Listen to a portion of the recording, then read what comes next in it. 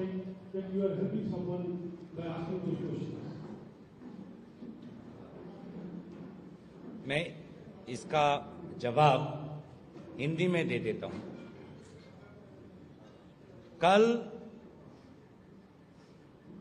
मुख्यमंत्री हिमंत बिश्व शर्मा के 2.5 घंटे के संवाद वेल में उन्होंने एक भी ऐसा प्रमाण नहीं दे पाए जो ये साबित कर सकता है कि मैं किसी दूसरे देश का एजेंट हूं। उन्होंने गोलमोल करके बातों को बताया। सबसे पहले ये एसआईटी रिपोर्ट उनके पास 6 महीने पहले ही था और वो इतने समय पिछले साल लगभग कहते रहे कि 10 सितंबर को वो सारा रिपोर्ट देश के सामने रखेंगे और केंद्र सरकार को वो अपने रिकमेंडेशन भेजेंगे। तो अगर मामला राष्ट्रीय सुरक्षा का है तो हमारा सबसे पहला सवाल ये है कि मुख्यमंत्री पिछले 6 महीने से इस रिपोर्ट पर क्यों चुप थे। सितंबर में ही जब रिपोर्ट उनके पास आ गया था तभी इस रिपोर्ट का पर्दाफाश मीडिया के सामने क्यों नहीं किया, केंद्र सरकार को रिकमेंडेशंस क्यों नहीं दी।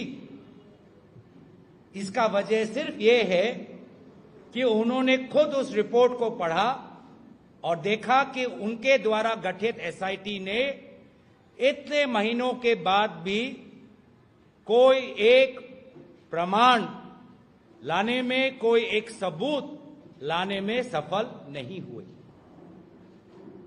पहले वो कहते थे कि 15 दिन के लिए हम पाकिस्तान गए, कल कहा 10 दिन। पहले तो ऐसे कहते थे कि हाल ही में पाकिस्तान गया और कल पता चला कि ये हाल की बात नहीं कर रहे। आज से लगभग कितना 2013 14 कितना होगा 12 साल पहले की बात कर रहे हैं। पहले कहा कि सांसद होने के नाते आपको तो अनुमति लेना चाहिए था जाने से पहले। अब कहा कि नहीं, सांसद जब नहीं थे तब वो गए। पहले कहा किसी को इंतला न करके वो पाकिस्तान चले गए।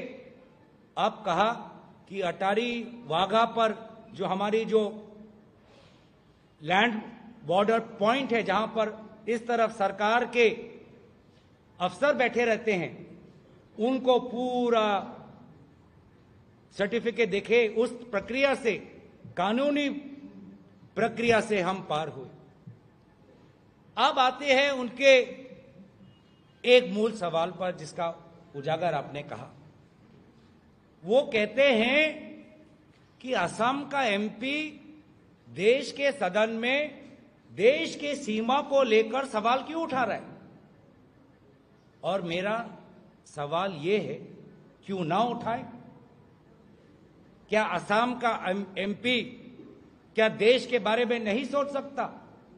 क्या असम का एमपी अंतर्राष्ट्रीय मामले पर भारत की क्या विदेश नीति होनी चाहिए, क्या इस पर हमारा विचार नहीं हो सकता?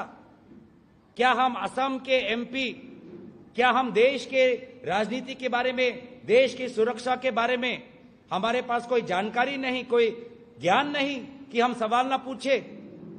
ये उनकी और उनके बीजेपी के सांसदों की मानसिकता हो सकती है, लेकिन हमारा कर्तव्य है, जो मैंने पहले भी कहा कि आज से बहुत साल पहले जब एक तेजपुर यूनिवर्सिटी के छात्र ने मुझसे पूछा कि आप सांसद क्यों बनना चाहते हैं, तो मैंने कहा कि इस सांसद बनने के पीछे मेरे 3 कारण हैं कि पहले मैं सदन के अंदर अपने देश की आवाज उठाऊंगा, दूसरा मैं अपने असम प्रदेश की आवाज उठाऊंगा, तीसरा जिन लोगों ने मुझे चुना मैं उनकी आवाज उठाऊंगा।